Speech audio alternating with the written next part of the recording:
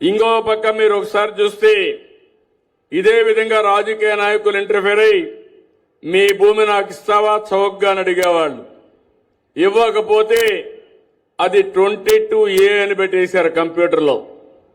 అంతవరకు నీ సొంత భూమి ఆ రోజు నుంచి అది గవర్నమెంట్ భూమి అయిపోయింది. అంటే నువ్వు చేసిన తప్పేంటి? నీ భూమి చౌకగా అడిగితే మీరు ఇవ్వనన్న నేపానికి ఆ భూమి వాళ్ళ గవర్నమెంట్లో పెట్టారు.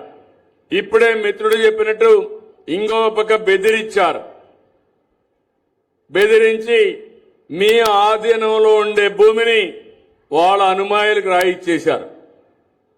అడిగితే కేసులు లేవు, పోలీసులు తిరిగి కేసులు పెట్టే పరిస్థితికి వచ్చారు. నేను వస్తానే ఎక్కడికి పోయినా కట్టలుగా దర్జీలు వచ్చేటివి. మా భూ కబ్జా జరిగింది, మా సొంత భూమి, ఈ భూమి పోతే మేము బతకలేం, ఏం చేస్తారో చేయమంటే ఏం చేయాలో నాకే దిక్కులు తెలియని పరిస్థితి. నేను 4వ ముఖ్యమంత్రి, నాకు అనుభవం ఉంది.